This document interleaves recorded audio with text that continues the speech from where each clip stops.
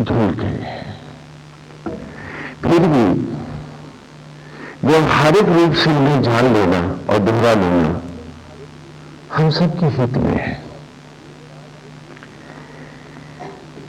एक बात जो निर्विवाद रूप से स्पष्ट हुई है कि धर्म और संप्रदाय, इन दोनों में भेद होता है। धर्म का जो स्वरूप है वो प्राणी मात्र को जोड़ने का है और मनुष्य के जीवन को उद्देश्यपूर्ण बनाने का है, जबकि संप्रदाय धर्म की ही पीठ पर बैठा एक पॉलिटिकल विंग है, राजनीतिक, एक सत्ता है। संप्रदाय हमें जातों में, संप्रदायों में बांटता है।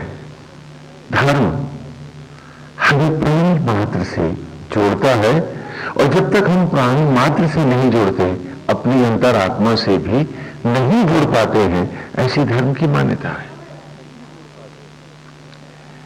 और जब तक हम धर्म को अच्छी तरह से नहीं जानते, हमारी पूजा पाठ, हमारा हित भी पूरी तरह से नहीं कर पाते हैं।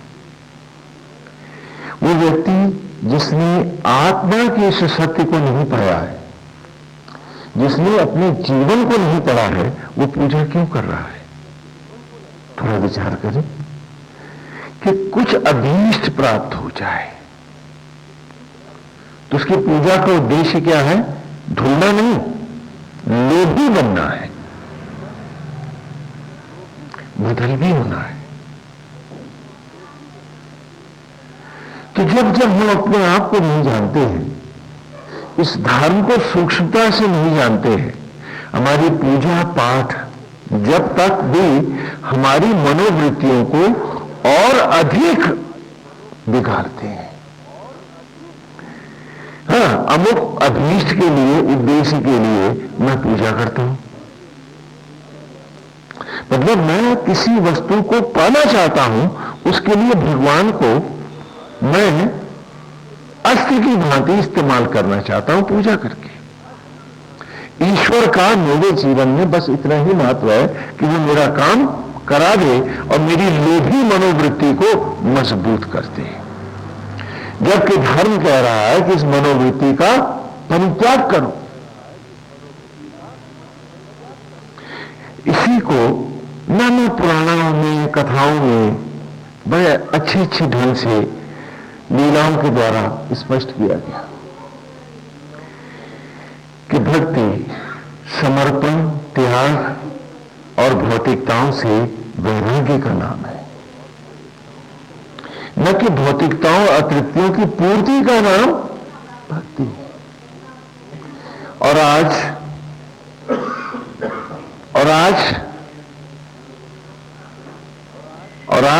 सारा समाज हमारा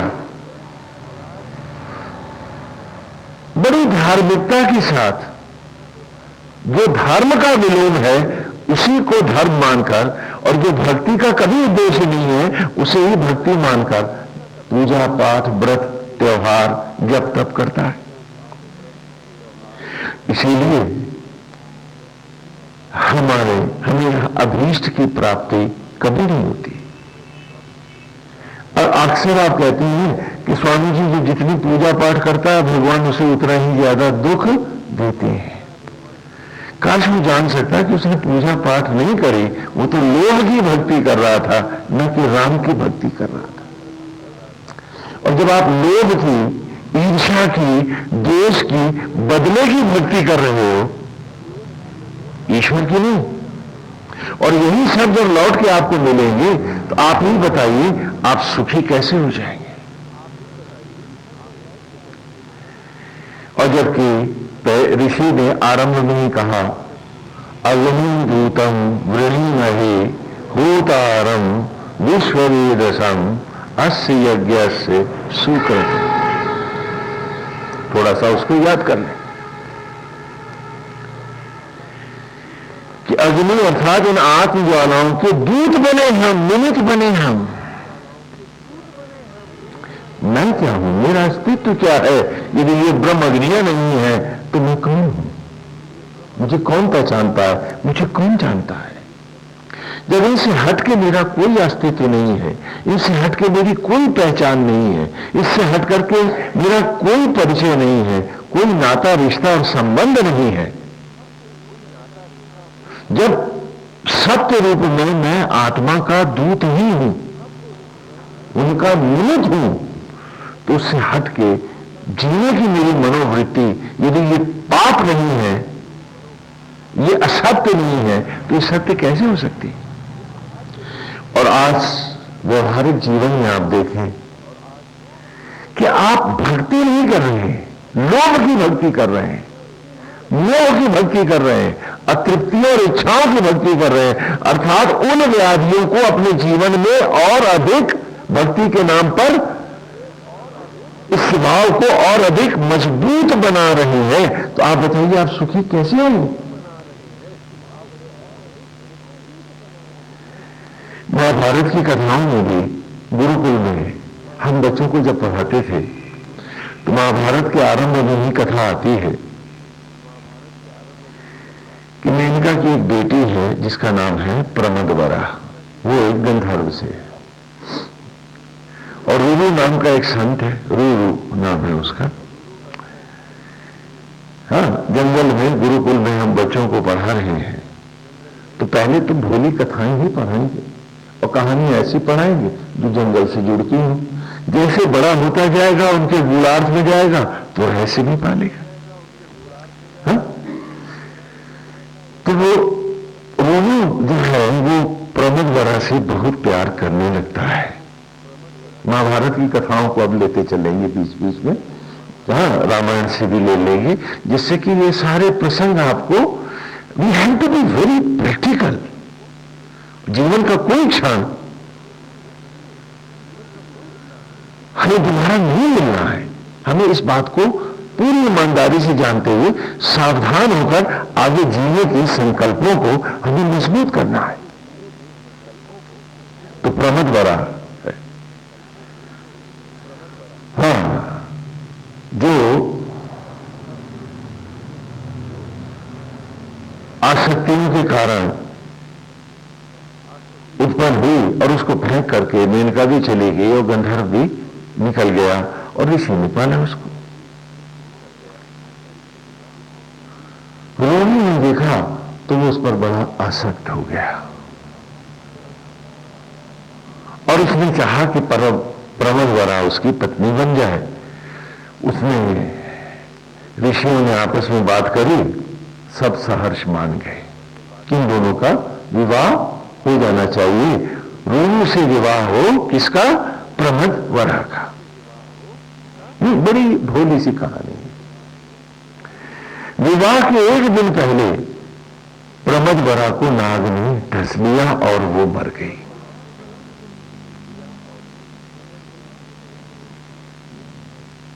रोनू बहुत रोया,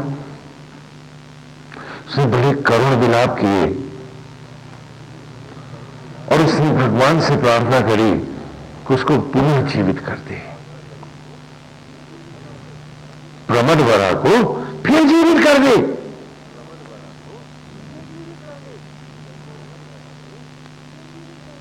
जब वो बुरी तरह से तड़प रहा था और प्रार्थना कर रहा था तो देवता प्रकट हो गए। उन्होंने कहा कि रोरू, हम प्रमदवरा को का जीवन तो समाप्त हो चुका है, लेकिन अगर तुम चाहते हो कि हम इसे जीवित कर दें तो तुमको अपनी आधी जिंदगी इसको देनी पड़ेगी। जो तुम्हारा शेष जीवन है उसको हम दो समभाग करके एक तुम्हारे पास छोड़ देंगे और दूसरा प्रमदवरा को दे देंगे। रोहित ने कहा, मुझे ये स्वीकार है क्योंकि इसके बिना तो मैं रह ही नहीं सकता। तो आधी जिंदगी प्रमदवरा को दे दी, आधी रोरू के पास रही। रोरू शब्द का अर्थ होता है थोड़ा, हाँ, रहस्य में भी चलते चले ना, हाँ, क्योंकि कहानियां तो हमारी, वहां बच्चों को हम पढ़ा रहे। रोरू कहते हैं जो तगड़ा लड़ाका मेढ़ा नहीं होता है या काला हिरण, या यूं कहिए कि हर जगह सींग अड़ाने का तुम्हारा यौवन, जोश और मनोवृत्ति, इसको क्या कहेंगे संस्कृत में? रूरू। हाँ, अपरा माने अत्याधिक, मद माने नशे से वरा जिसने वर्ण किया हो। ये आसक्त जिंदगी हमारी क्या है? प्रमोद वरा।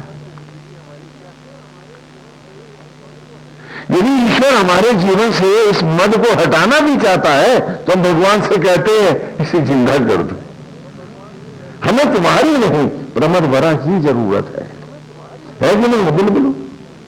इसीलिए तो इतना वेद पढ़ने के बाद भी सर के ऊपर से निकल जाता है, हाँ? पढ़ के भी कुछ समझ में नहीं आता। देख रहे हैं महाभारत की कथाएं ऊपर से बड़ी भोली भोली हैं, है ना? वहां जंगली मेढ़ा खड़ा है तो ऋषि पर रूरू की कहानी सुना रहा है, बोलो समझ में आ रहा है?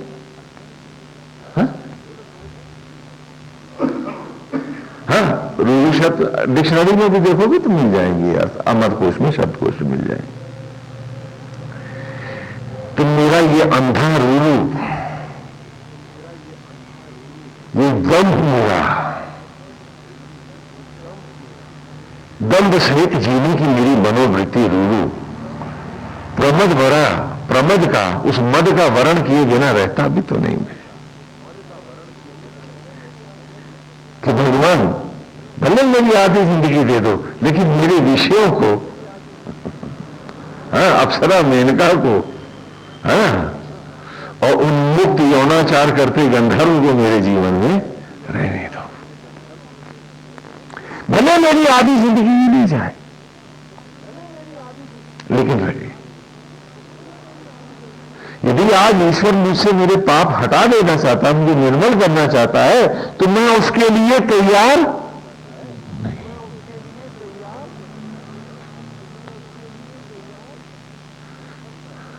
ये हाल हम सब का है, क्योंकि हम सभी रूरू हैं। पूजा भी कर रहा है रूरू को कहे के लिए, प्रमद वरा को मेरी आधी जिंदगी दे दे, लेकिन जिंदा कर दे। विषांतता की बिना मैं रहूंगा कैसे? हाँ? तो फिर मेरी पूजा का मतलब क्या है? मैं क्यों पाठ कर रहा हूं? ये मेरी भक्ति का स्वांग क्या है? इसमें ईमानदारी कहां है? इसका सच कहां है? महाभारत की छोटी छोटी कहानियों में जीवन के बड़े बड़े गूढ़ अर्थ रखे हुए हैं, लेकिन समय के साथ जब ये काल की सीमाओं को लांघते हुए जब ये ग्रंथ आगे बढ़े, महाकाव्य बढ़े, तो इनमें न समझ में आने के कारण विद्वानों ने इसमें लीपापोती की। वो भूल गए कि ये ग्रंथ इतिहास नहीं है, ये धर्म ग्रंथ है। ये बात हमारे मनीषी जनों को, विद्वानों को याद नहीं थी, तो उन्होंने देखा कि कथा के बीच में बहुत सारे टुकड़े से लगते हैं, कुछ जुड़ता सा नहीं है, तो उन्होंने अपने श्लोक घड़ करके फिल अप द ब्लैंक कर दिया। तो कथा कुछ थी, मतलब कुछ हो गया, है ना? अब बहुत से महाभारत महाकाव्यों में 16 लाख की जगह 60 लाख श्लोकों की बात है, हाँ, अतिशयोक्तियां आगे बढ़ गई। जबकि महाभारत महाकाव्य भी पूरा का पूरा काव्य मेरा जीवन है। जो मूल कथा वेद की, जो महाकाव्य की, महाभारत की हम गुरुकुल में पढ़ाते रहे हैं, तो उसमें यही है, आरंभ उसका वहीं से होता था कि महर्षि वेदव्यास अपनी कुटिया में चिंतन निमग्न बैठे, ध्यानस्थ हैं, लेकिन उनके मन में कुछ विचार भी है, थोड़ी व्यग्रता, कुछ ऐसा है जिसके लिए वो चिंतित है कि वेद त्रयी जो उन्होंने दी है, जो संकलन दिया है, एक ही वेद के 3 अंग की है, तो क्या कहलाई? वेद त्रयी, 3 वेद हो गए उसके। तो उनके मन में एक विचार है कि ये वेद के इतने उन्नत शिखर हैं और इतने गूढ़ रहस्य हैं इनमें कि धरती का मानव इन तक पहुंचेगा कैसे?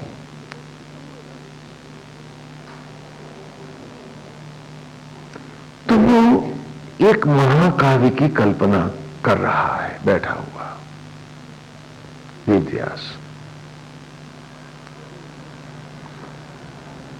तभी अब वो कथाकार है यहाँ, ये महाकाव्य भगवान वेद व्यास की कल्पना है, ये हम सब जानते हैं। तो यहां जो भी पात्र आ रहे हैं, चाहे वो ब्रह्मा है, विष्णु है या महेश है, किसकी कलम से आ रहे हैं? किसकी कल्पना से आ रहे हैं? तो सारे पात्र हैं, है ना? थोड़ा इसको खोले रखना। तो आपको एक महाकाव्य भी समझ में आ जाएगा और फिर इसकी एक एक कथा ऋचाओं के साथ हम लेते रहेंगे तो आपका ऋचाओं का तारतम्य भी रोचकता के साथ आपके जीवन में उतरेगा। But let us B very practical कि देखो अमर कोई नहीं है, जाना हम सबको है। और याद है ना कि ये कपड़ा भी उतार लेते हैं चमड़ी का चिता की लकड़ियों पर कि कल जो नया जीव आएगा ना, किरदार निभाने एक्टिंग कर रहे, ये कपड़ा उसको पहनाया जाएगा, रामलीला कमेटी उसको पहनाएगी कुदरत की। इस पे भी तुम्हारा हक नहीं है, तो और क्या जाएगा साथ में? हाँ, तो थोड़ा सावधान होकर के इन कथाओं को ले और इसको विधिवत लेके चले। हाँ, कि मैं कह तो रहा हूं अग्नि दूतम वृणी रहे, और पूरा सुख हम गाया है क्या? मैं प्रभु का निमित्त, हमें उसका दूत बन के उसी को डिपिक्ट करके उसका किरदार निभा के दिखाना है कि ईश्वर जैसे सोचता है हम वैसे सोचेंगे, प्रभु जैसे करते हैं हम करेंगे। जिस प्रकार भगवान पाप और पुण्य के लेपन से परे रहकर कर्म को निष्काम भाव से स्थिति प्रज्ञ होकर करते हैं, हम भी ऐसे ही करेंगे। लेकिन कैसे करेंगे? हमारे रोगी का क्या होगा और प्रबल वरा का? तो उनको भी तो धुलना चाहिए ना, तभी तो हम अग्नि दूतम हो सकते हैं, है ना? और अस्य यज्ञ से सुकृतम, यानी जीवन के यज्ञ को इस प्रकार सुकृत करें हम, न कि असत्यों में मैला करें हम। जबकि अभी तक पूजा मैलेपन के लिए कर रहे थे, पाठ कुछ और मैल पाने के लिए कर रहे थे। जैसे रूरू तप कर रहा था, हाय प्रमद वरा के बिना मैं रह नहीं सकता, तो उन्होंने कहा आधी जिंदगी देगा, बुलट दूंगा। शायद कहते पूरी जिंदगी देगा तो भी रूरू बोल देता, वो भी देता। और आज यही तो स्थिति है कि ईश्वर ने हमें जो उम्र दी है तपने और साधना के लिए, हम सब प्रमद वरा के लिए ही तो अपनी जिंदगी टुकड़ों में बांट रहे हैं। हाँ, ये ईर्ष्या की पूर्ति हो, ये देश की हो, ये लोभ की हो, ये मनोवृत्तियों की हो, ये बदले की हो। हाँ, इतनी उम्र इसको दी, इतनी उम्र, ऐसे बांट रहे हैं जैसे उम्र नहीं है, ये खजाना है हमारे पास। और जबकि गिने चुने दिन हैं जीने के, वो प्रमद वरा को देने थे या नारायण ने जो अमृत दिया था उसे महाअमृत बना के लौटना था मुझे। हाँ, बोलो समझ लिया ना? तो महाभारत में वेद व्यास भी चिंता में मग्न है कि इस उन्नत वेद का पाठ ही तो कर लेंगे, भजन गा लेंगे, इसको जाप कर डालेंगे, लेकिन जब तक इनके जीवन में नहीं उतरेगा, जब तक इनके व्यवहार में नहीं आएगा, जब तक इनकी जीवन का ये संपूर्ण अंगों में नहीं छाएगा, जीवन का मात्र उद्देश्य नहीं बनेगा, ये क्या पाएंगे? तो उसके लिए इनके जो जीवन के विभिन्न मैले पहलू हैं उन्हें भी तो धुलना चाहिए, उन्हें भी तो पवित्र होना चाहिए, और इस ज्ञान को सरस करके मुझे उन तक उतारना चाहिए। नहीं तो सतह पर तो सारे पोथे पढ़ाते हैं और गधा तो पीठ पे बोझा लाता, ये सीधा सर पे लाते हैं। फिर सोच समझ भी चली जाती है, इतना वजन पड़ जाता है। क्योंकि ग्रंथ लादने से कोई विद्वान नहीं होता। वो मनुष्य योनि खोता हुआ निकृष्ट पशु योनियों को चला जाता, लादे है मतलब कुछ नहीं। तो लादने की बात वेद नहीं करता है। वेद करता है कि संपूर्ण जीवन बना के जी के दिखाओ तो लाभ हो तुम्हारा। फिर उससे हट के जीने की कोई भी मनोवृत्ति, कोई भी मद अथवा विशिष्ट मद, प्रमद हमें ईश्वर से हटाए नहीं, हमारी राह से हमें भटकाए नहीं।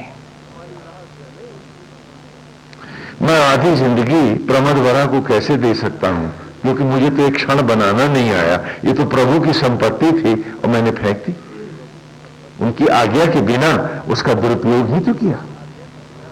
तो कर रहा हूं पाप और सोचता हूं बड़ा पुण्य कर आया हूं, बड़ा दानी हो गया हूं। हाँ, कि कहने लगे मुझसे बड़ा दानी कौन होगा, चलो आज से मैं तुम्हें लाल किला देता। पूछ लाल किला क्या तेरा है? तो क्षण और जीवन का एक एक क्षण उसका दिया हुआ है और मैं प्रमद वराओं को दे रहा हूं और सोचता हूं कि मैं बड़ी ईमानदार जिंदगी जी रहा हूं। वेद को पाठ भी कर लिया है, नाटक भी बहुत सारे कर आया हूं, भजन गा लिए हैं, व्रत त्योहार तप और तीर्थ भी कर आया हूं, अब भूल गया कि वो क्षण न देता तो मैं ये भी नहीं कर सकता था। और जो किया है वो इन क्षणों के हित में नहीं किया है, प्रमद वराओं के हित में करके आया। हाँ, महाभारत की कथाएं समझ में आती है, बड़ी सरल है, बड़ी सतही है, बड़ी अजीब सी लगती है। लगता है बच्चों की चिड़िया चूचू वाली कहानियां हैं, लेकिन बड़ी गहरी है। ये वेद व्यास का महाकाव्य है। इसे कौन पढ़ सकता है, वही इस कथा में बता रहे हैं आपको। वेद व्यास विचार में मग्न बैठे हैं कि मेरे इन ग्रंथों के संकलन के, वेद के रहस्यों को मनुष्य मात्र तक व्यवहार के रूप में, सत्य के रूप में कैसे उतारूंगा मैं। तो उन्होंने एक अद्भुत महाकाव्य की कल्पना की है उनके दिमाग में। तो ऐसे भगवान वेद व्यास जब बैठे हुए ध्यान में सोच रहे हैं कि कैसे होगा, इस महाकाव्य की रचना कैसे होगी, ये रहस्य मुझे धरती के लोगों को देना है जिससे कि कभी भटके नहीं। तभी भगवान ब्रह्मा उनकी कुटिया में प्रकट हो जाते हैं, स्वयं परम ब्रह्म परमेश्वर आते हैं। वेद व्यास उठकर उन्हें प्रणाम करते हैं, उनकी आरती पूजन भजन, हाँ, उनका पाद अर्घ सब करते हैं, उन्हें भोग लगाते हैं, प्रसाद दिखाते हैं। तो उसके बाद ब्रह्मा जी कहते हैं कि वेद व्यास, जब मैं बड़ी देर से यहां खड़ा था तुम किसी बड़ी भारी चिंता में खोए हुए थे। ऐसा क्या है कि तुम्हारे जैसा उत्कृष्ट मुनि, तपस्वी और ऋषि किस चिंता में खो गया वेद व्यास? तो भगवान वेद व्यास कहते हैं कि प्रभु, घोर कलयुग का प्रवेश हो रहा है, मनुष्य जीवन की विधा भी खो बैठेगा, वो अपने को धोखा देने पर भी उतर आएगा और वो असत्य को भी सत्य मानेगा। ऐसी स्थिति में उसको सत्य का ज्ञान कराने के लिए, उसके जीवन के सूक्ष्म सत्य को पढ़ाने के लिए मैंने एक 16 लाख श्लोकों के महाकाव्य की कल्पना की है, जिसमें ज्ञान, विज्ञान, शिल्प, ज्योतिष, हाँ, सोशियोलॉजी, इतिहास, सभी कुछ होगा। लेकिन सबसे ऊपर उस मनुष्य के जीवन के संपूर्ण जीवन का एक अद्भुत रहस्य है जो इस महाकाव्य में छिपा होगा। मैं उस महाकाव्य की कल्पना कर बैठा हूं और भगवान ये 16 लाख श्लोकों का महाकाव्य है ना। मैं इसलिए बता रहा हूं, दोबारा आज आपको बता रहा हूं, क्योंकि अभी मैंने कुछ महाभारत देखे तो उनमें किसी में 60 लाख है तो किसी ने 60 करोड़ भी लिख दिया है। घर की लोगड़ियां चाहे जितनी बात हो, अब उससे कोई नाता नहीं है ना? लेकिन जो मूल पाठ है, जिससे आप लोगों को कोई संदेह न रहे, तो कहा वो 16 लाख श्लोकों का महाकाव्य है, जिसके 12 लाख श्लोक देवलोक के लिए है। 12 लाख श्लोक देवलोक के लिए है। इसे देवर्षि नारद देवलोक में गाकर सुनाएंगे, देवताओं को बताएंगे, है ना? 12 लाख श्लोक देवलोक के लिए है, 3 लाख श्लोक पितृलोक के लिए है, पितृलोकों के लिए है, जिसे मेरे पुत्र शुकदेव पितृलोक में सुनाएंगे। केवल 1 लाख श्लोकों का महाकाव्य, केवल 1 लाख श्लोकों का महाकाव्य मृत्युलोक के लिए है, जिसे लिपिबद्ध होना है, क्योंकि मनुष्य की स्मृति इसे कंठस्थ नहीं कर पाएगी। तो कहा वेद व्यास, अब ब्रह्मा कह रहे हैं, तो यहां ध्यान रहे कि ब्रह्मा एक पात्र है, वेद व्यास की ही वाणी बोल रहा है, एक महाकाव्य है, एक नाटक है मेरे सामने। तो जो कथाकार है वही तो हर पात्र में बोलता है। बोलो, समझ में आ रहा था? तो यहां ब्रह्मा जी ने उत्तर दिया कि वेद व्यास जिस 1 लाख श्लोक के तुम महाकाव्य को मृत्युलोक को देना चाहते हो, ये विलक्षण होगा, ये अद्भुत होगा, और इसके जैसा कोई काव्य धरती पर नहीं होगा। वेद व्यास हजारों वर्षों तक कवि, कथाकार इसके रहस्यों का अनावरण करते रहेंगे, इसकी कथाएं सुनाएंगे, कवि इस पर काव्य लिखेंगे, मनीषी जन इसकी व्याख्याएं करेंगे, परंतु सब करेंगे, परंतु हजारों वर्षों तक वो जान नहीं पाएंगे कि तूने कहा क्या है। देख रहे हैं आप कि हजारों वर्षों तक ये सारे भाष्यकार, कवि, संत और मनीषी जन भी नहीं जान पाएंगे कि वेद व्यास तूने कहा क्या है, और तेरा ये महाकाव्य ही पंचम महावेद होगा।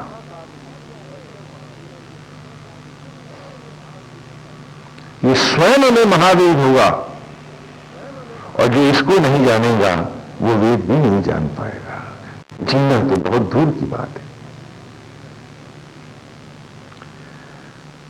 तो स्वयं वेद व्यास आपसे कह रहा है, धरती के मनुष्य से कह रहा है वेद व्यास कि सुनो विद्वानों, ये जो काव्य तुम्हें दिए जा रहा हूं, तुम इसकी अनदेखी नहीं कर सकते।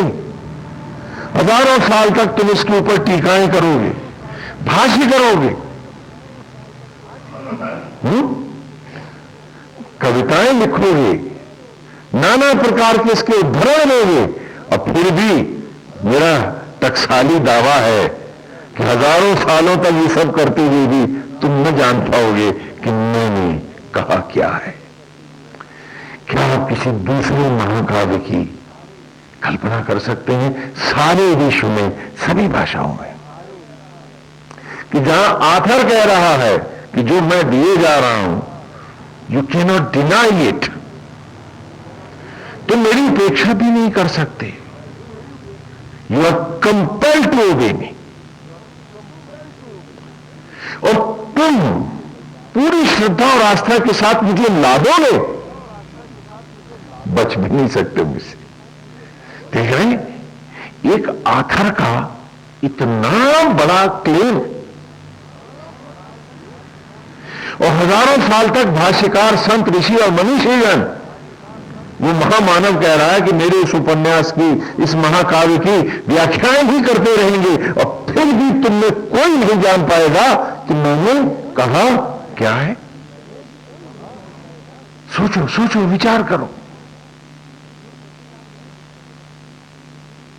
क्या ऐसा भी कोई महाकाव्य हो सकता है? और वो महाभारत है, वो महाभारत है।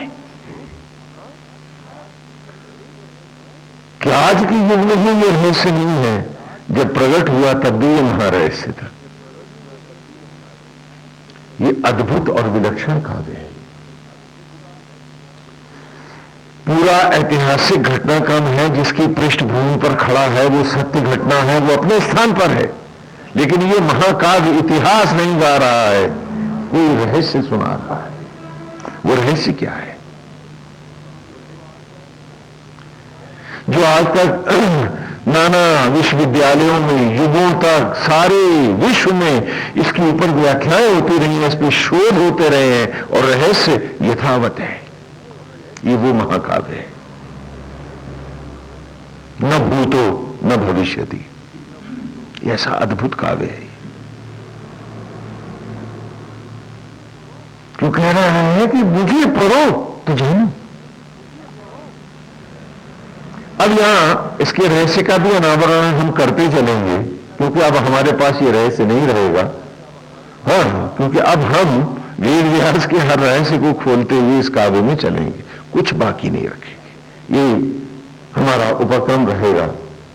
इन कथाओं के साथ जहां जहां रहस्य छिपे हैं हम उसे उधेड़ते चलेंगे, क्योंकि 6000 वर्ष हो गए हैं, बहुत हो गया है। वेद व्यास की भी बात रहेगी, अब रहस्य भी खुल जाने चाहिए, नहीं क्या? तो 16 लाख श्लोकों का महाकाव्य है। 1 रुपए में कितने आने होते हैं? 16 आने, ठीक है? तो ये 16 लाख श्लोकों का महाकाव्य है, यानी 16 लाख जुड़े तो 1 रुपया है, तो 1 लाख का 1 आना समझो इसको।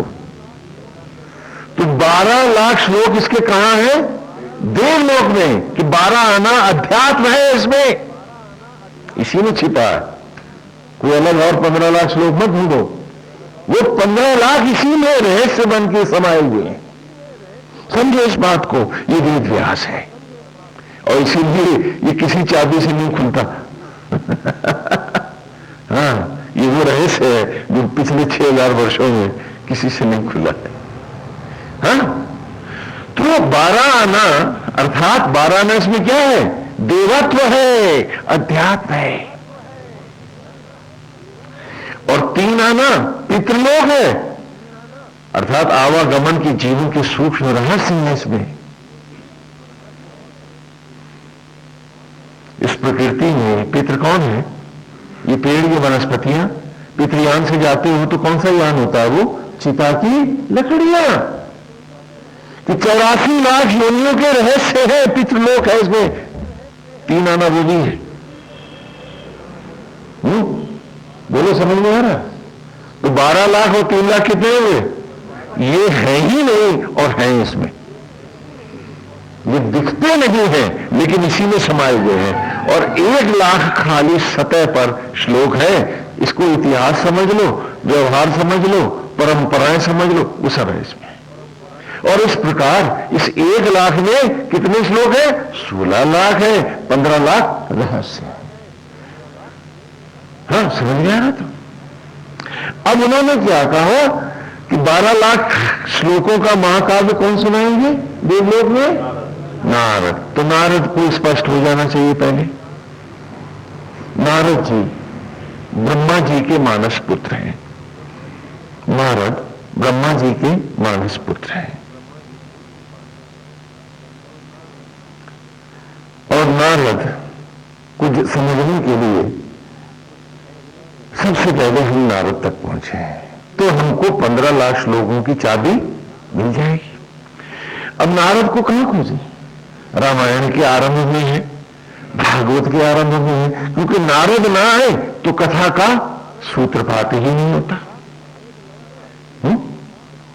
नारद जी आज भी वो अमर चित्र कथा वाला कोई सीरियल बताते हैं, बच्चे आता है तो उसमें नारद जी की कथा आ रही है, तो वहीं से ले लेती कि नारद जी को मोह हो गया कि मुझसे बड़ा तपस्वी नहीं कोई, मैं तो शंकर के समान हूं और नारायण का सबसे प्रिय भक्त हूं।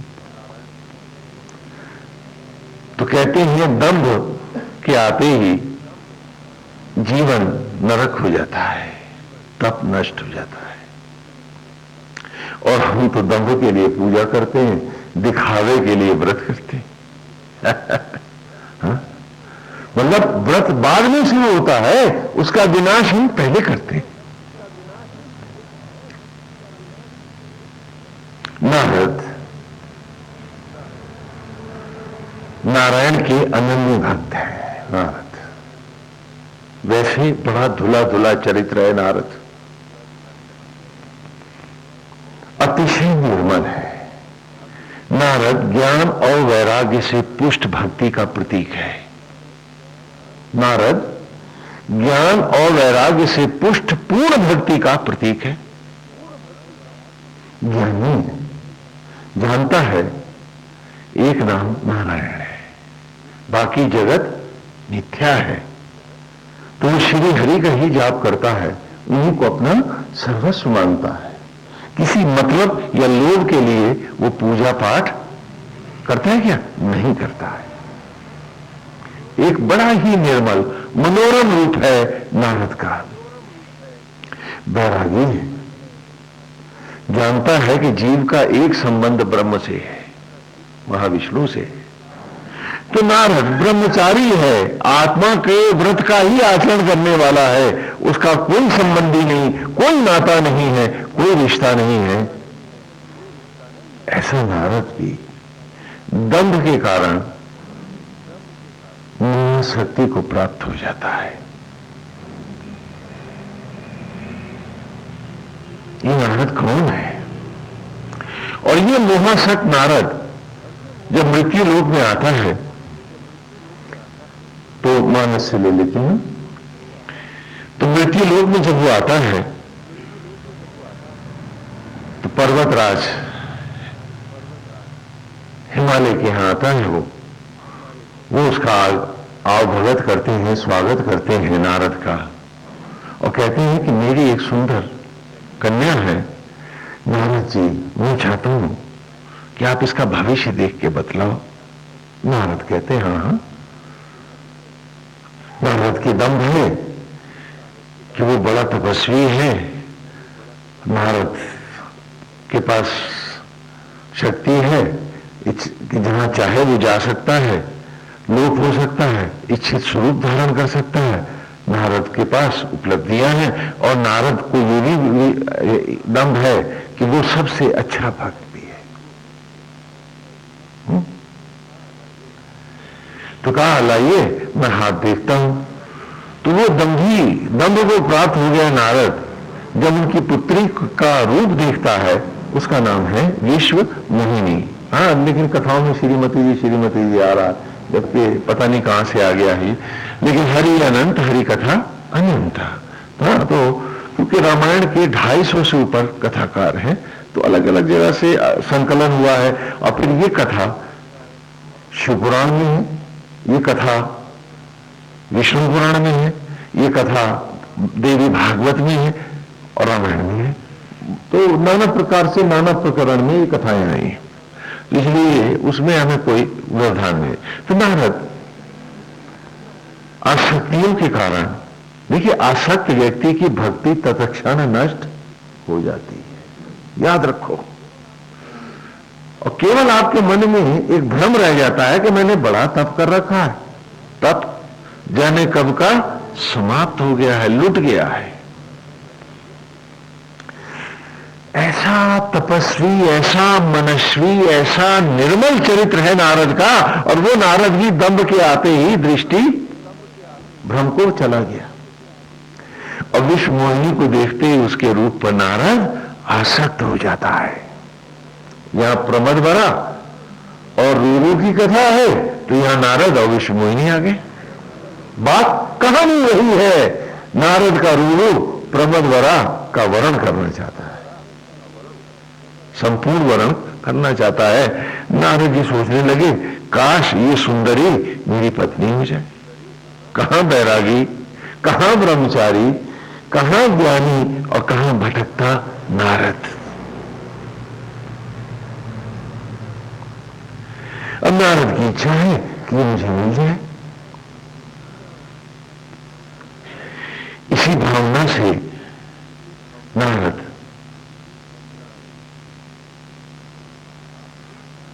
उसका हाथ देख रहा है और रेखाओं की जगह क्या दिखती है उसको? उसकी कमानीदार भौहें। हाँ, नहीं दिखती क्या? अपनी अपनी सोचो। हाँ, वो ग्रह की जगह सुगढ़ नासिका दिख रही है, होठ दिख रहे हैं उसके, बड़े बड़े नेत्र दिख रहे हैं नारद को।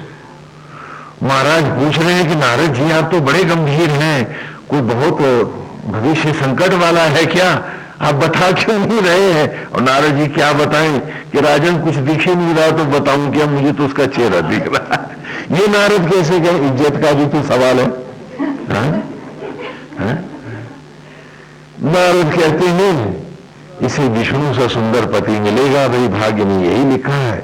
और उदास है, क्लांत है, थके हुए हैं, हताश है नारद। और ऐसे नारद महाविष्णु के सामने प्रकट हो जाते हैं।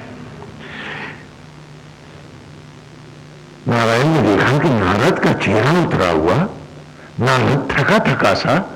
भगवान ने कहा क्यों, क्या बात है, आज ये भी मेरा भक्त नहीं रहा? हाँ, क्योंकि आसक्त थकता है, आसक्त थकता है, आसक्त रोगी होता है, आसक्त का चेहरा उतरता है। भक्त तो गोपाल के ग्वाले की तरह सदा मस्त रहता है, वो तो उन्मुक्त जीता है। नारायण में जीना तो दुख का है का। जेही विधि राखे राम ताही विधि रहिए, राम में रहिए, मस्त रहिए, ड्यूटी कीजिए, आगे वो जाने। स्थिति प्रज्ञ होकर हमें तो जीना है, नारायण के निमित्त है। अग्नि भूतम वृणीम है, जो पिछला पूरा सूक्तम पढ़ के आए। इसलिए कहता हूं कि वेद केवल गाने की वस्तु नहीं, जिसने अपने संपूर्ण जीवन को, स्वरूप को, रोम रोम को वेद नहीं बनाया, उसने न वेद सुना न गाया, वो जानता ही नहीं।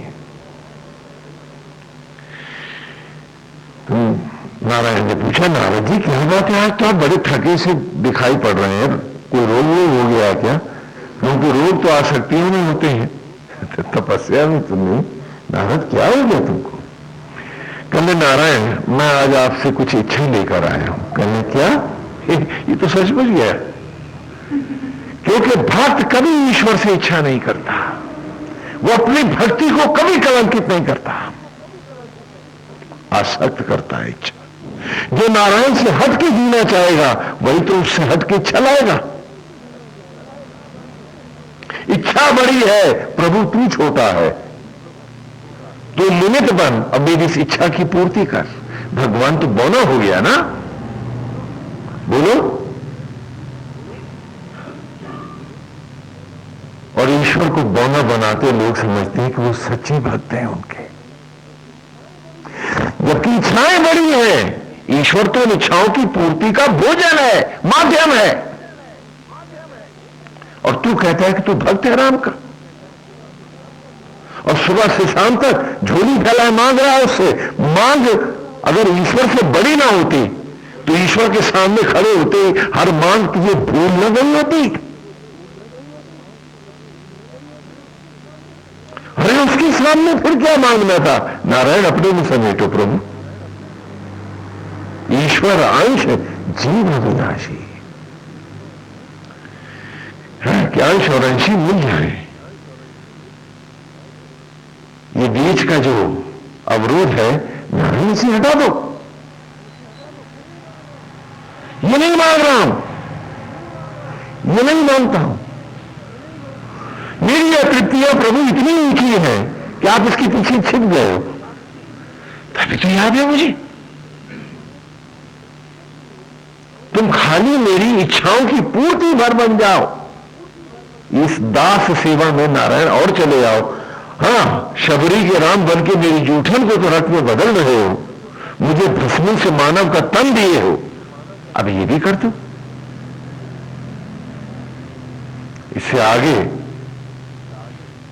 और कोई इच्छा नहीं है मेरी, तभी तो मांग रहा हूं मैं।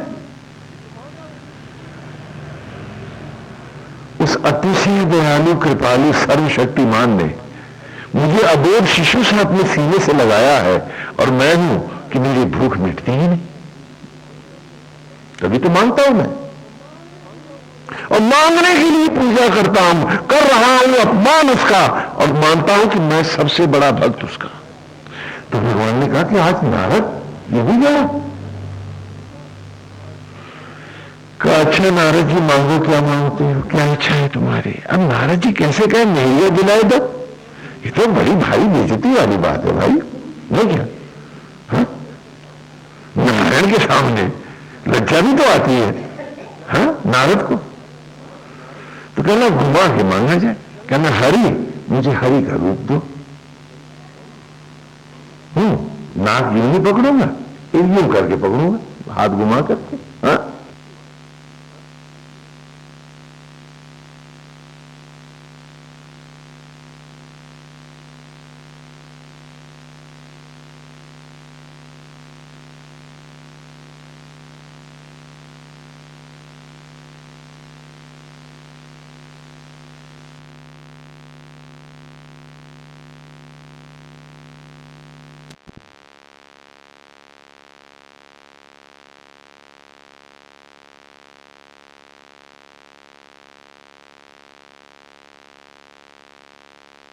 व्यक्ति, आसक्त व्यक्ति जो आसक्तियों में फंस जाता है, जब मन उसका, तो उसकी सोच धुंधली होती है, उसकी दृष्टि धुंधली होती है, उसका आचरण मैला हो जाता है। कि नारद तू मानता क्या नारायण से? क्या कह रहा है कि हरि मुझे हरि का रूप दो। कि हरि का रूप लेकर के भी नारद तू रहेगा, तो नारद हरि तो नहीं है तू, तो भोग ही तो करेगा, ढकोसला ही तो करेगा, ठग ही तो बनेगा तू। सोचो सोचो, तुम सबने मांगा है, तुम सबने चाहा है नहीं कि हरि का रूप लेने से पहले हरि का गुण तो मांगो, हरि का स्वरूप लेने से पहले, उसका रूप लेने से पहले हरि की कृपा तो मांगो, हरि की सहृदयता तो मांगो, हरि का सामर्थ्य तो पहले जानो। नहीं, क्या कह रहा, हरि मुझे हरि का रूप दो, तो मुखोटा लगा करके मैं दुनिया ठगूंगा ही तो, क्योंकि रहूंगा तो नारद, हरि तो नहीं हो जाऊंगा। और मैं विष्णु से मांग रहा हूं कि तू पाप कर और मुझे भी पापी बना। आसक्त व्यक्ति सुबह से शाम तक भगवान से यही मांगा करता है, और भूल जाता है कि तू आज नारायण के सामने खुद तो मैला था ही था, प्रभु को भी प्रेरित कर रहा है कि तू भी मैला हो जा, मेरे जैसा हो जा।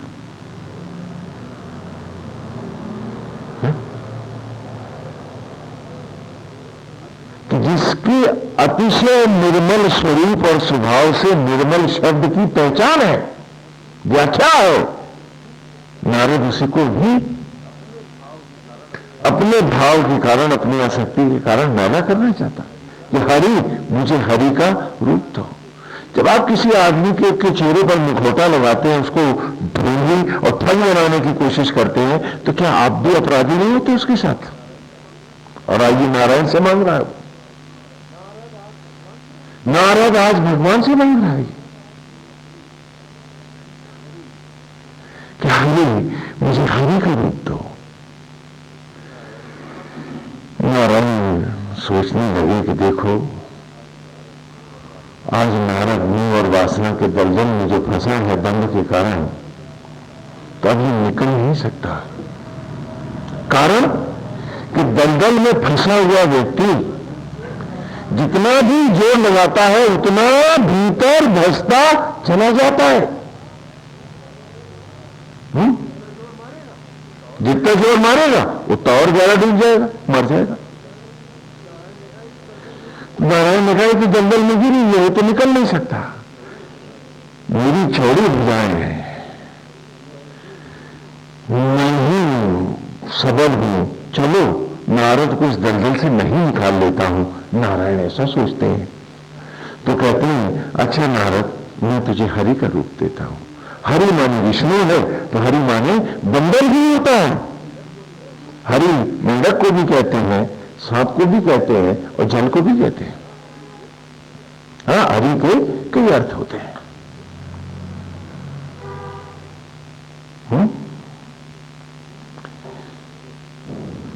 तो नारद को भगवान ने क्या किया?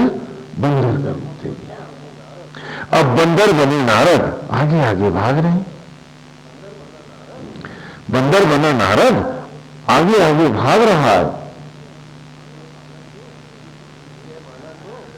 कि जयमाला तो विश्व मुनि मेरे ही गले में डालेगी। और सब लोग हंस रहे हैं, हंसी उड़ा रहे हैं, मजाक बना हुआ है। और बंदी सारे समाज का मजाक बनता है और बंदर का मुंह भी सोचता है उसकी बड़ी इज्जत हो रही है। हम सब के साथ होता है। काश हम अपने आप को पहचान सकें कि हमारे दंभ, हमारी ऐंठ, हमारी कुत्सित मनोवृत्तियां हमें तमाशा बनाती हैं, न कि सम्मान दिलाती हैं। जो विनम्र है, जो निर्मल है, सम्मान उसी का रहता है। लेकिन हम सदा दंभ की ओर भागते हैं। तो कहा कि नारद, मैं तुझे हरि का रूप देता हूं। और बंदर बनी नारद आगे आगे भाग रहे हैं। और तभी महाविष्णु प्रकट होते हैं और विश्व मोहिनी नारायण के गले में माला डाल देती है। नारद का तो संसार लुट जाता है, निश्चित हो जाता है। होश में आते ही जल में अपना चेहरा देखता, बंदर का रूप, तो वो नारायण पे नाराज हो जाता है। कहने लगे, मेरी भक्ति आज से स्वामी जी खत्म हो गई। इतनी पूजा की और उतना सा काम भगवान ने नहीं किया। रोज सुनता हूं बातें मैं आपसे, ये नारद की करते हैं, रोज करते हैं। कल मेरा इस देवता से मन ही उठ गया, आप दूसरे की पूजा करो। ये कहानियां हैं आपकी, ये कथाएं हैं आपकी, ये चेहरे हैं आपके।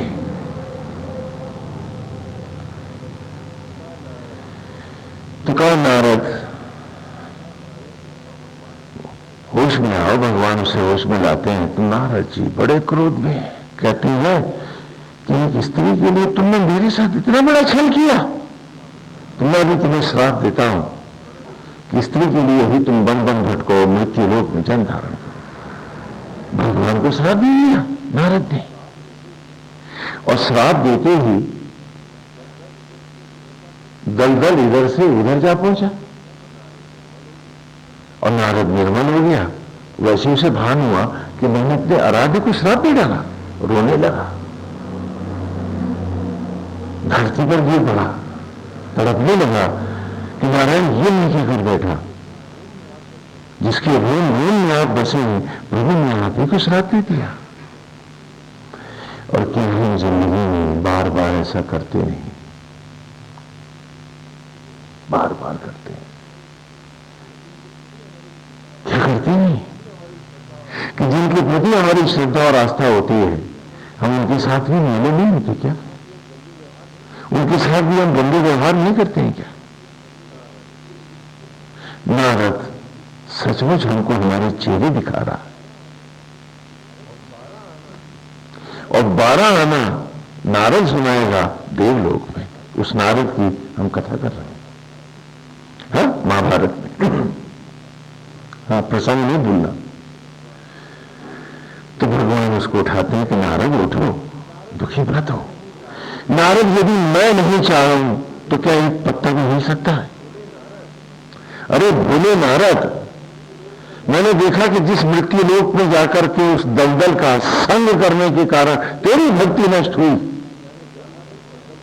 तो मैंने चाहा कि उस दलदल को ओढ़ करके श्राप के रूप में मैं पहले उस मृत्यु लोक में जाकर उस मोह और वासना के दलदल को समाप्त करूं, जिसके कारण तू मैला हो गया, जिससे मेरे भक्त निर्मल हो सके। इसलिए मेरी ही इच्छा से नारद तूने मुझे श्राप दिया है। और अब मैं मृत्यु लोक में राम रूप में अवतरित होने जा रहा हूं। नारद, मेरी मेरी कथा का तू ही सूत्रधार है, तुझसे ही आरंभ है इसका। उस दलदल को मिटाने जा रहा हूं जिसके स्पर्श से तू मैला हो गया था, जिससे मेरे भक्त मात्र निर्मल हो सके, उस मल को धो सके, वो केवल ढोंग का नाटक करके पूजा पाठ के स्वांग न बने, बल्कि पूजा को जीवन बनाकर जी सके पूरी ईमानदारी से। उसी के लिए मैं राम रूप में अवतरित होकर जा रहा हूं। अब नारद शब्द का अर्थ भी तो जान लो। नारद का अर्थ होता है, शब्द का अर्थ भी लिख लो, एक केंद्र के चारों ओर वृत्ताकार नाचने वाला। उसे संस्कृत में क्या कहते हैं? नारद एक नृत्य का नाम है। पुराने जमाने में सूर्य घड़ी होती थी, ध्रुव घड़ी, तो उसमें जो परछाई है ना, एक कील गाड़ के घड़ी, उसी की परछाई से हाँ कितने घड़ी समय हुआ है, सूर्योदय के बाद कितने घड़ी बीता है, तो परछाई समय बताती है। तो उस परछाई को हम संस्कृत में क्या कहते हैं? नारद। 2.5 घड़ी से अधिक ये परछाई रुकेगी तो समय कैसे बताएगी? और 2.5 घड़ी से अधिक नारद जी कहीं रुकता नहीं है, उसे श्राप लगा हुआ है। और 2.5 घड़ी से अधिक तुम्हारा मन भी एक जगह रुकता नहीं है, हम सबको श्राप लगा हुआ है। 2.5 घड़ी का 1 घंटा होता है, ये घंटा माला फेर के दिखा दो तो जाने मन 20 जगह भागेगा तुम्हारा। तो नारद शब्द का अर्थ है एक केंद्र के चारों ओर निरंतर वृत्ताकार नाचने वाला। तो जीव ही तो नारद है, आप सब नारद है। आवागमन, आत्मा के चारों ओर आवागमन की परिधि में नाचने वाला जीव मात्र क्या हुआ? बोलो बोलो, नारद।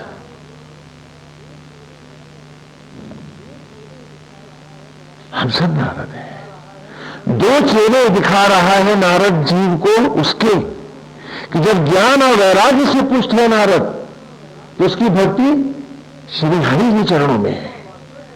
लेकिन जब मोह और वासना के दलदल में समा गया है नारद, तो गा तो भी नहीं रहा है नारायण नारायण, लेकिन क्या गा रहा है?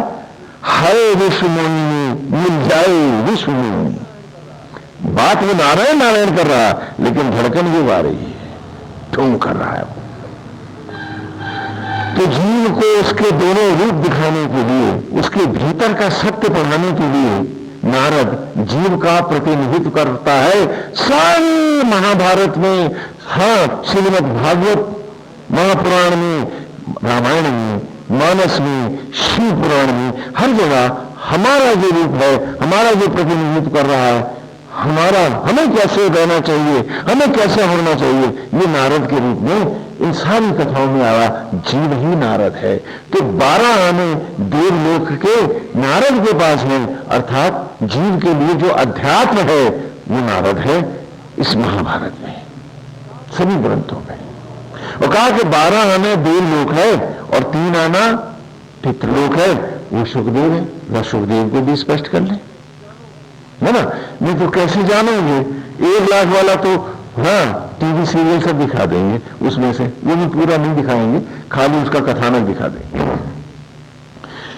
सुखदेव की बात करते हैं कि सुखदेव के 16 साल माता के गर्भ में रहते हैं सुखदेव। ये भागवत में कथा आती है सुखदेव की। कितने साल रहता है? 16 साल। भागवत के है ना, वहां 16 लाख श्लोक है, यहां 16 साल ही है ना? और कितने आने का 1 रुपये? याद रखना, अब तो नए पैसे आ गए। हाँ, और सुखदेव की माता की कहीं चर्चा नहीं आई, तो उसकी माता का नाम बता सकते हो कौन है? अच्छा, तो आज बता देते हैं, रेसिपी खोल देते हैं। सुखदेव की माता का नाम है श्रीमद् भागवत महापुराण। हाँ,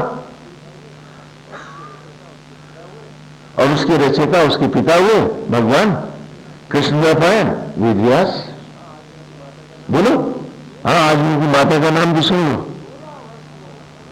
और 16 वर्ष वो क्या, यहां अर्थ समझे सुखदेव का, कि 16 साल तू भागवत माता के गर्भ में पूरी निष्ठा और आस्था से रह,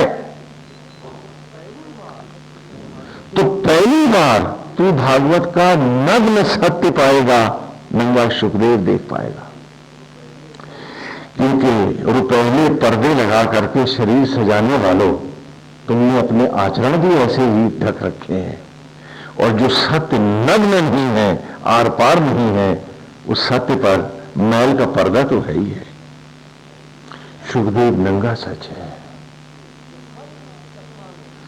कि हर कथा में, हर रूढ़ी में, हर आचरण में जो उसके पृष्ठ के नग्न सत्य को जानता है, वही सुखदेव पहचानता है। हाँ?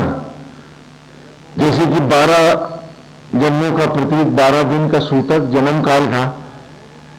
हाँ? आज सब भूल चुके हैं। क्या है? सूतक मनाए नहीं है, खाली आवरण है। नंगा सुखदेव जहां ढूंढे तुम्हें नहीं मिल रहा, वो सत्य जो निस्संदेह है, जो किसी भी आचरण से अलग खड़ा है, प्योर है, कोई कंटामिनेशन जिसमें नहीं है, उस सत्य को हम क्या कहते हैं? और सुख माने होता है तोता, कि तोते की तरह तू 16 साल भागवत रट, तब पहली बार तुझे इसका रहस्य, जो नंगा सत्य सुखदेव है, वो मिलेगा तुझे। कपड़े पहन करके स्वांग भरते भरते, रूप सजाते सजाते हमने चरित्र पर भी कपड़ा डाल दिया है, हमने सत्य पर भी कपड़ा डाल रखा है, हमने ईमानदारी को भी कपड़े में ढका हुआ है। जो कुछ है दिखावा है। और जब तक सत्य नंगा नहीं होगा, तेरा उद्धार भी नहीं होगा। यह सुखदेव वेद में है, और या फिर एक नितांत भागवत के रहस्यों के भीतर 16 साल अगर तुम पढ़ो तो जानो, अथवा कोई पढ़ा दे तो सौभाग्य तुम्हारा है, और तुम पी पाओ तो तुम सुखदेव की अवस्था पे आओ। निर्वस्त्र है वो, निर्धूम है वो, उसमें कहीं कोई संदेह का रंच मात्र, लेश मात्र भी नहीं है, सो सुखदेव है। और सुखदेव जन्मते ही भागता है, उठ के चल देता है। नौजवान है वो, तो जन्मते ही युवा है, और जब चल दिया तो उसके पीछे वेदव्यास भी भागे कि बेटा रुक जाओ, कहां जा रहे हो? भाई वो नंगा है, वेदव्यास ने तो अभी पहने हुए हैं कपड़े, हाँ दिखा रहे हैं। तो वेदव्यास गए कि बेटा लौट आओ। तो जब सुखदेव गुजरा तो स्त्रियां निर्वस्त्र नहा रही थी, देवियां तालाब में। सुखदेव गुजरा तो उनमें किसी ने अपने तन नहीं ढके, लेकिन जैसे ही वेदव्यास को देखा सब तन ढकने दौड़े। तो वेदव्यास रुक गए, कहने लगे मुझ बूढ़े को देख के तो तुम सब तन ढकने बैठ गए, और जवान बेटा मेरा गुजरा तो तुम में से किसी ने तन नहीं ढके।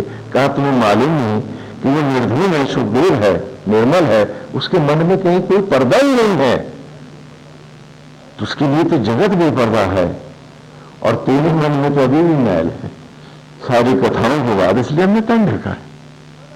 उन्होंने उत्तर दिया, ये कथानक है, ये बताने के लिए कि जब तक तुम्हारी आंख में पर्दे हैं तुम्हें हर चीज मैली दिखेगी।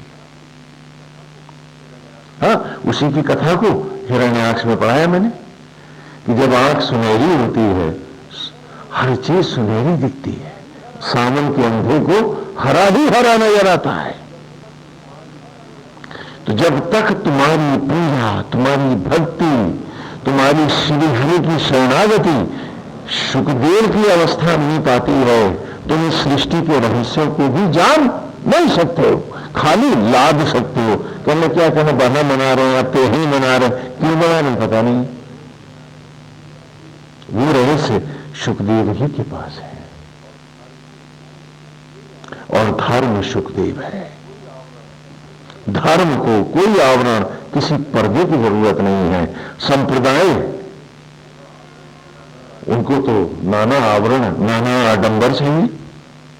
वेद सुखदेव है, निर्धूम है, निर्वस्त्र है, आर पार है, सच को चाहे जैसे देख लो। तो कहा कि 12 आने वेद को देव ऋषि नारद सुनाएंगे, और 3 आना कौन सुनाएगा? सुखदेव। और 1 आना का जो वेद है उसे उग्रश्रवा और रोम हर्षण सुनाएंगे। रोम माने इन रोमों को हर्षण, आनंद देने वाले, रोचक कथाओं के रूप में उनके शिष्य रोमहर्षण सुनाएंगे। बोले बोले सर, क्यों? क्योंकि आपको रोचक ना लगे तो सत्य सुनने को आप तैयार भी नहीं कि सीधा वेद पढ़ा दो, एक नहीं दिखाई पड़ेगा। हाँ? हाँ? और अभी भी कितने सुन रहे हैं और कितने सो रहे हैं मालूम नहीं। हाँ? हाँ? तो कहा कि ये अद्भुत रहस्य है महाराज, 1,00,000 श्लोकों को जो लिखना है इसे लिखेगा कौन? तो कहा गणपति। ब्रह्मा जी ने उत्तर दिया, कौन लिखेगा?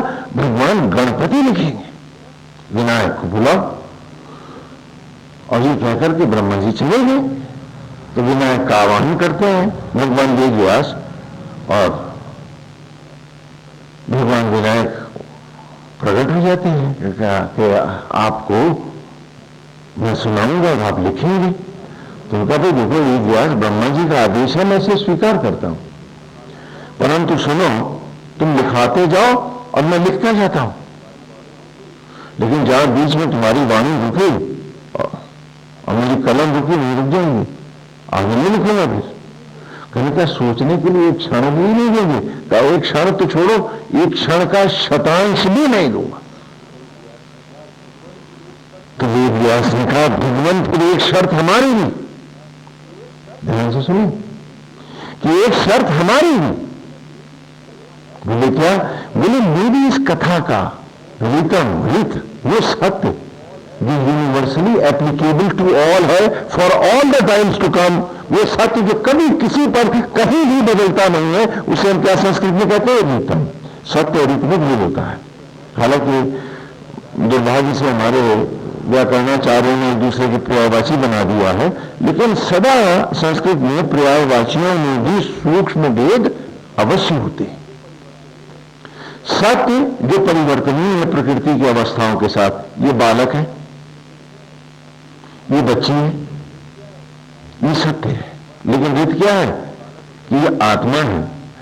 बालक और बच्ची का प्रश्न ही कहां है? ये तो नित्य रूप है। बोलो समझ में ना? तो सत्य और रीत का समन्वय ही जीवन है। हाँ, वो एक अलग विषय है, फिर लेंगे उसको। तो कहा कि विनायक, तुम भी रिटर्न जाने बिना खाली इतिहास जान करके मत बैठ जाना इस महाकाव्य में। इस इतिहास में छुपा वो सत्य जो सब पर एप्लीकेबल है, अनिवार्य रूप से है, उसको जाने बिना आप भी नहीं लिखोगे। तो उन्होंने कहा कि मुझे स्वीकार है, लिखाओ। तो वेद व्यास पुनः समझाते हैं कि विनायक सोच लें, मेरे इस महाकाव्य के रहस्य को मैं जानता हूं और सिर्फ सुखदेव जानता है।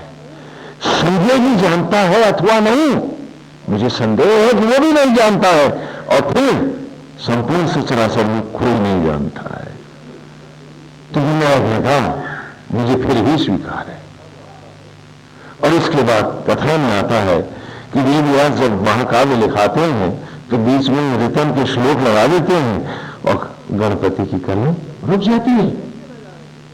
जब तक उसका रहस्य न जाने आगे कैसे बढ़े? क्योंकि हर श्लोक में एक यूनिवर्सल एप्लीकेशन ऑफ ट्रूथ है, वो सत्य जो संपूर्ण मानव जाति पर सभी कालों में, चाहे इंग्लैंड में, अमेरिका में, कहीं पर भी है, अनिवार्य रूप से उस पर जो ढलता है, उस सत्य को भी इन श्लोकों में वो दे रहा है। उस रितम को जाने बिना विनायक भी नहीं लिखेगा। और उसी की ये कथा आज हमने ली।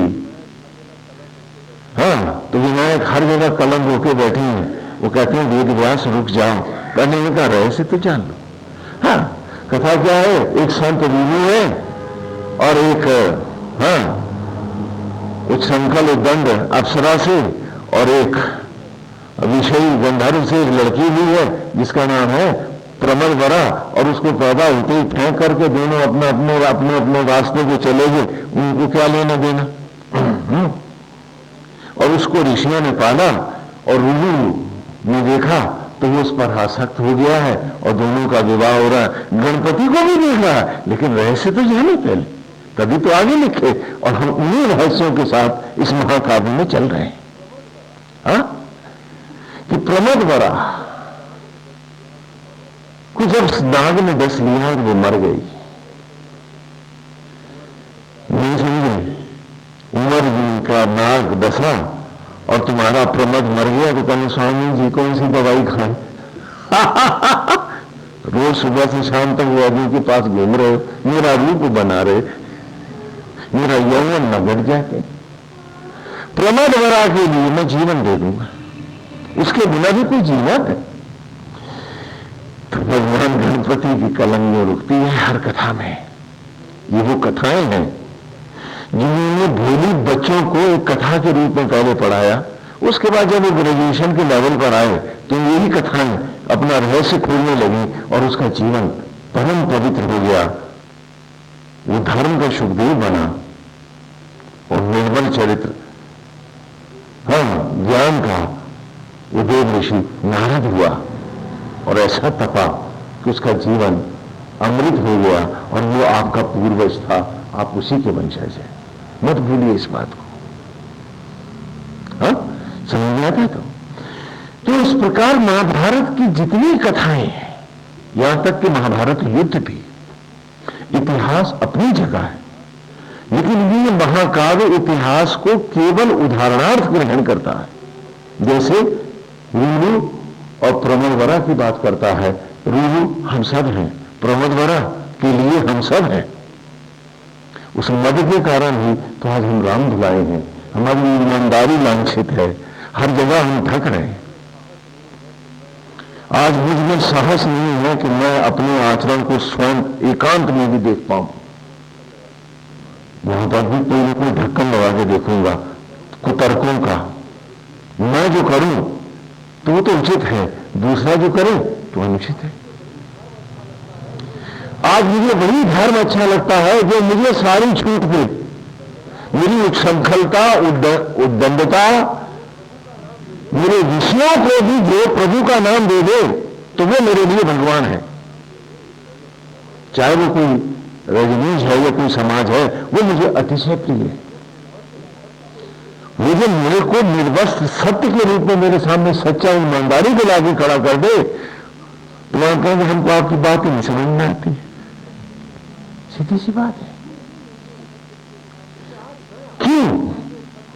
क्योंकि आज मैं अपने ही नंगे सत्य के सामने खड़ा होने का साहस नहीं कर सकता हूं।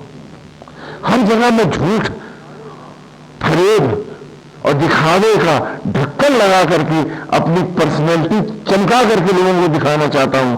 एक ईमानदार सच्चाई को जीने की, छेड़ने का साहस मुझ में नहीं है।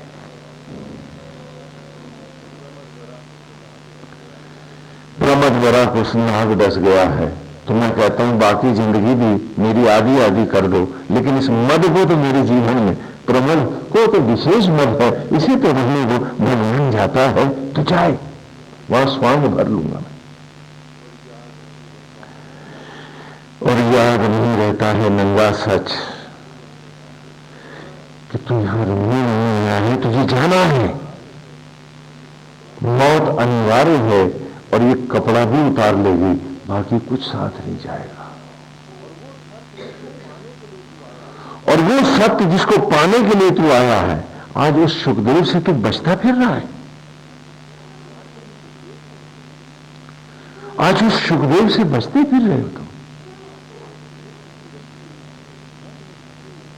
जबकि तुमको तुम्हारे ही जीवन के नग्न सत्य पढ़ाने के लिए सुखदेव आया है। तुम्हारे दो चेहरे तुमको दिखाने के लिए ही नारद है। चाहे भागवत की कहानी का आरंभ है तो नारद है, रामायण है तो नारद है, हर एक काव्य में नारद खड़ा। क्यों? क्योंकि सारी कथाएं जो है लीला कथाएं हैं। किसके लिए है? आपके लिए, जीव मात्र के लिए है। तो जीव का अभिनय ही तो नारद करेगा, सूत्रधार जीव ही तो बनेगा, क्योंकि ये कथाएं, लीलाएं भगवान के अवतार हम सबके लिए हैं, तो हम सबका प्रतिनिधित्व ही तो नारद करेगा। ये सोचने की बात है। नारद कोई व्यक्ति नहीं, संपूर्ण सचराचर है, जीव मात्र है। हमें उस नारद को अपने भीतर खोजना है, पहचानना है और उस सत्य को पाना है। एक परिपक्व ज्ञान, वैराग्य और भक्ति का जो स्वरूप है सो नारद है।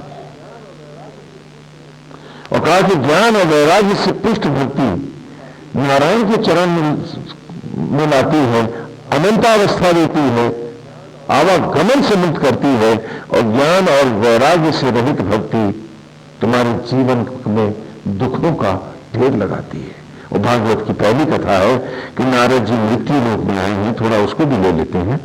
नारद जी मृत्यु लोक में आए हैं तो क्या देखते हैं कि एक देवी रो रही है और उसके पास दो बूढ़े से आदमी, हाँ बूढ़े हैं, मुश्किल से सांस ले रहे हैं, वो मृत प्राय पड़े हुए, और बहुत सी देवियां उस सुंदरी को ढांढस बता रही हैं। तो नारद जी घूमते हुए वहां आते हैं और उससे कहते हैं कि देवी तुम कौन हो और तुम इस तरह बिलख बिलख कर क्यों रो रही हो, तुम्हें पीड़ा क्या है, और ये दो बूढ़े लोग कौन हैं? कहा नारद यही तो मेरी दुख और पीड़ा का कारण है। नारद जी मेरे पुत्र हैं। कहा क्या कह रही हैं आप तो युवा हैं और ये तो बूढ़े हैं, भला आपके बेटे बूढ़े कैसे हुए? कहा नारद कलयुग में आते आते ये बूढ़े हुए हैं। नारद मैं ही इनकी मां हूं और ये दोनों मेरे पुत्र हैं। मेरा नाम भक्ति है और एक बेटा ज्ञान है और दूसरा वैराग्य है। थोड़ा सा ये रुक जाओ।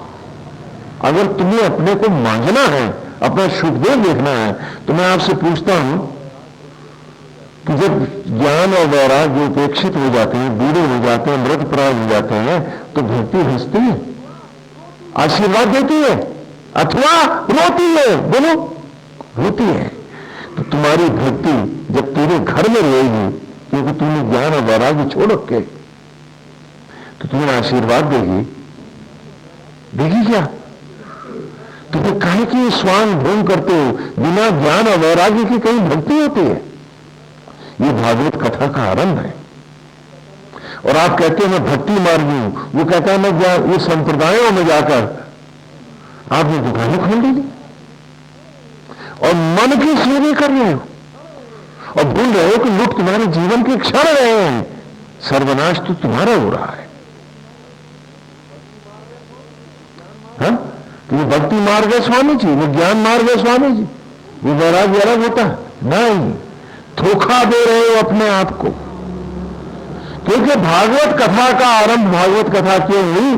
भक्ति के दोनों बेटों को जीवन दान देने के लिए, न कि भक्ति को जीवन दान देने के लिए। तो ये भक्ति मार्गी ग्रंथ हुआ भागवत, ये ज्ञान और वैराग्य को जीवित करने वाला महाकाव्य कहलाया भागवत। लेकिन जब मति भटक जाती है तब भूल जाते हैं कि ज्ञान और वैराग्य की उपेक्षा करने वाले कभी भक्त नहीं होते, वो सिर्फ ठगी करते हैं अपने आप से और अपने आराध्य नारायण से। ये भागवत का आरंभ है कि ज्ञान और वैराग्य। तो नारद जी उनको बहुत कुछ समझाते हैं, उनके मंत्र पढ़ते हैं, लेकिन उनमें कोई प्राण नहीं आता। तो वो सभी देवताओं से पूछने जाते हैं। तब सनत कुमार उन्हें बताते हैं कि नारद जाकर के भागवत की कथा कराओ, तभी ज्ञान और वैराग्य पुनः जीवित होंगे और तभी भक्ति प्रसन्न होगी। और सनत कुमारों के द्वारा बताए जाने पर, हाँ, सनत, सनंदन, सनक और सनत कुमार, ये चार कुमार हैं कि जब जीवन की चारों अवस्था तुम्हारी इस बाल्य कुमारावस्था में रही, भक्ति तब है, भक्त तू तब है। जब जब दंड की ऐठन आ जाएगी, बालावस्था समाप्त हो जाएगी तेरे मन की, तू भक्त नहीं रहेगा। कि चारों अवस्थाओं में मन कुमार रहे, निर्मल भाव से नारायण के चरणों में बैठा रहे, क्योंकि बाल्यावस्था में विषय नहीं है, आसक्ति नहीं है, हाँ? कपट नहीं। जब तेरे मन में ये सब नहीं है, किसी भी अवस्था में, चारों अवस्थाओं में, हाँ? इसलिए चार कुमार दिखाते हैं कि चारों अवस्थाओं में यदि तेरा मन बालक सा कोमल है, निर्मल है, प्राणी मात्र को अर्पित है, तो भक्ति जीवित है। तेरे जीवन में सचमुच भक्ति है, और जहां ऐंठ हावी पैसे की, रूप का दंभ आ गया, पद का गुमान आ गया, अब वो भक्ति समाप्त हो चुकी है। तेरे जीवन में सिवाय रावण के अब और कुछ बचा नहीं है। ये समझने वाले तत्व है। तो भागवत की कथा ज्ञान और वैराग्य को, बूढ़े ज्ञान और वैराग्य को पुनः युवा करने के लिए, स्वस्थ करने के लिए भागवत की कथा है। तो भक्ति के लिए है अथवा ज्ञान और वैराग्य के लिए। और अगर तुमने सारी भागवत सुनी और तुम्हारे ज्ञान और वैराग्य तुम्हारे जीवन में जागे भी नहीं, तो तुमने भागवत कभी नहीं सुनी, तुमने सुखदेव को कभी नहीं जाना है। इसी प्रकार अपनी चित्तियां नहीं जान पाते हो। थोड़ी सी हम आपकी उस पीड़ा को भी ले लेते हैं, क्योंकि अब हमें इस ऋचा पर भी आना है कि आप हम सब आसक्त जगत में क्यों फंस जाते हैं? सुखों की खातिर। बोलो, एक सम्मानजनक जीवन जीने की खातिर बचपन गंवाते हैं, रट रट के डिग्रियां बटोरते हैं कि सुखी होके जियो। वो सुख कहां है तुम्हारे पास? कितने सुखी जियो तुम? एक सवाल पूछता हूं आपसे, कहां है वो सुख आपका? आपसे पशु अधिक सुखी हुआ है। उसे न लड़की की शादी की चिंता है, न इनकम टैक्स सेल टैक्स का चक्कर है, न उसे हाउस टैक्स में फंसना है, न उसको बाकी बिलों का है, न दहेज की चिंता है। आप सबसे अच्छे जिया है वो। और अगर सुख से जीना था तो वेद कहता है इस ऋचा में आना था। जो आज की है, खोल लो, ब्लैक बोर्ड से नोट किया आपने। हाँ, थोड़ा इसको भी ले लें। हाँ, जो हमारा प्रवचन का उद्देश्य है क्या है? सुसमिद्धो न आवह देवां अग्नि हविष्मते होता पावक यक्षिजा। ये मेघों के विषय है। प्रथम पूरा सूत हम पढ़ के आ गए हैं। उस सूत की 12 ऋचाओं का हमने रहस्य जाना है। आज की ऋचा दूसरे सूत की पहली ऋचा है। सु माने दिव्य, अलौकिक, सुंदर, अप्रतिम। सम माने समान, और सम माने संयुक्त, जुड़ना। विद्या माने प्रकाश, ज्योति। हाँ, जो आत्मा है, जो नारायण है मेरे भीतर, सुख तो वो है। न डिग्रियों में था, न किताबों में था, न विषय वासनाओं के भटकाओं में था, न प्रमद वरा में था, और न गुरु बनने में था। सुसम इद्दाह, इद्दो का हो जाएगा इद्दाह, सर्ग लग जाएगा।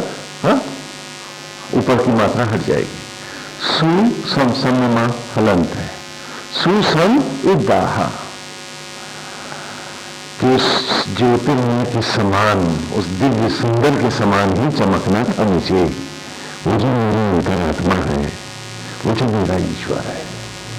सुख तो तब होता जब मैं जुड़ जाता अपने ही अंतर से। मैं भटक रहा था बाहर, इसलिए जहां जहां सुख की कल्पना थी वहां वहां भीषण दुख पाए मैंने, और तनाव के सहित ही तो जिया हूं। तो सुसम इद्दाह, ना माने हम, आवह, उसी का आवाहन करना था आत्मा का। करता है, मुझे भी उस सत्य का आवाहन करना था, हम सबको ना, क्योंकि बहुवचन में चलता है ना माने हम सब, सामूहिक गान है नहीं।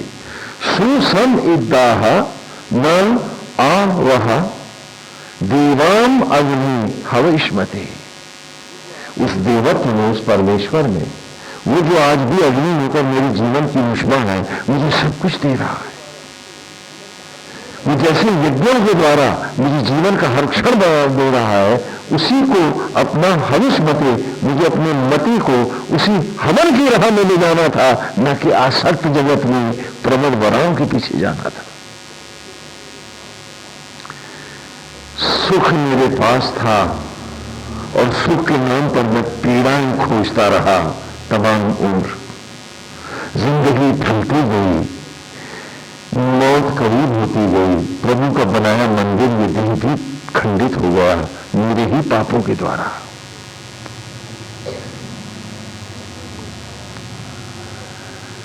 और न जुड़ पाया तो अपने उस अंतरात्मा से, वही जो मुझे 84 लाख योनियों से उद्धार करके लाया, वो जो हर बार मुझे मट्टी से दुर्लभ योनियों में, जीवंत योनियों में उभारता रहा, जो पतन से पावन बनाता रहा, दुर्गंध से सुगंध बनाता रहा और पावन योनियों में लाता रहा, और वो जो निरंतर चमकता रहा मेरे भीतर धूम की रोशनी, मैं उसी का तो ना हुआ। सुख यहां था और दुख का सारा संसार बटोरा मैंने, और अपने से सुख कर वो लौट लिपट नहीं पाए हम। ये ऋषि कह रहा है आपसे, होता पावक यक्ष जा, कि मुझे होता बनना था, यज्ञ करता बनना था, अपनी लौट करके अपने को अपने में यज्ञ करना था, उस सत्य से जुड़ना था, उन पवित्र अग्नियों के साथ अद्वैत करना था, और पूजा भी करनी थी तो सत्य की करनी थी, न कि लोभ के लिए हमें पूजाओं में जाना था। कि सत्य के इतने करीब रहा मैं, सत्य के द्वारा ही मैं लाया गया, उसी के द्वारा मैं क्षण क्षण मिलाया गया, और मैंने असत्य को ही सत्य माना, और मैं पर्दे करता रहा, जबकि हम भूल गए कि कृष्ण के आगे गोपियां नंगी,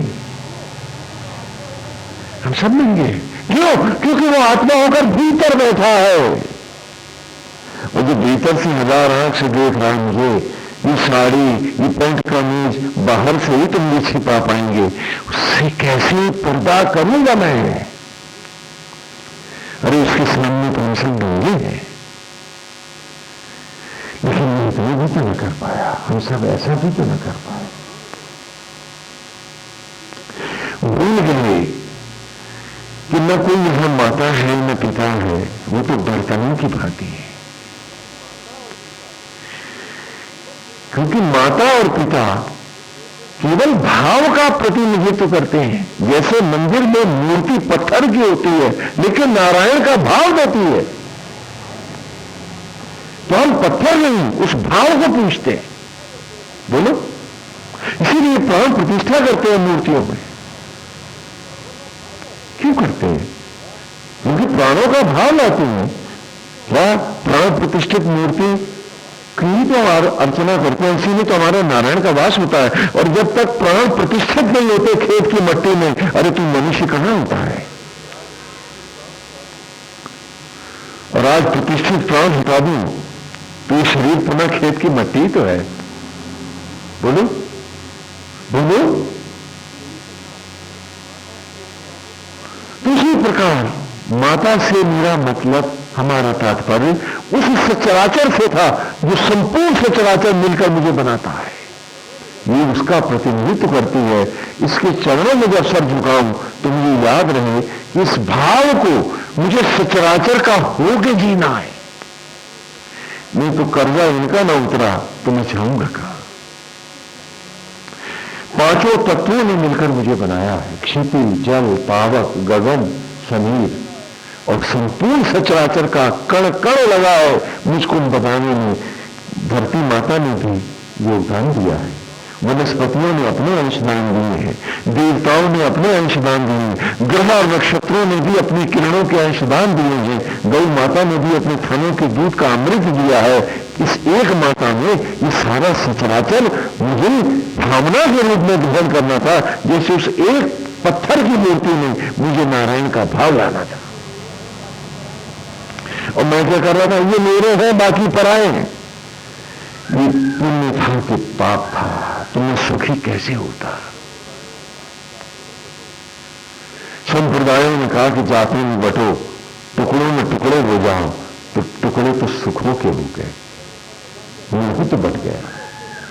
और ऐसा बटा कि अपना टुकड़ा भी तो अपने तक पहुंच नहीं पाया, जुड़ ही नहीं पाया, एक बन ही नहीं पाया। पहले पूरा एक होता तब तो भक्ति में आता।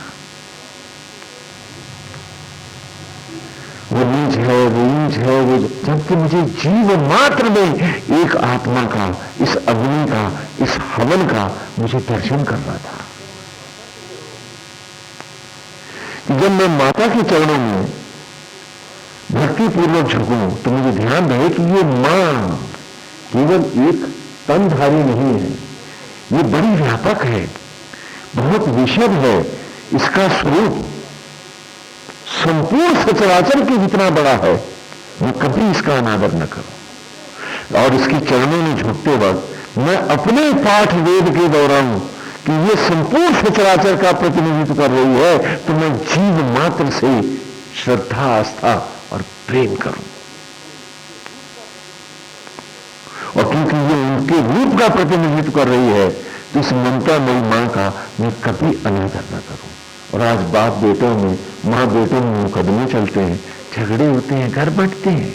अरे तुम वेद कैसे पढ़ोगे मुझसे, कैसे जानोगे इस बात को? पिता के रूप में मैं परमेश्वर को, सचराचर के स्वामी को देखूं, और आज तो तू तलाक करते हैं।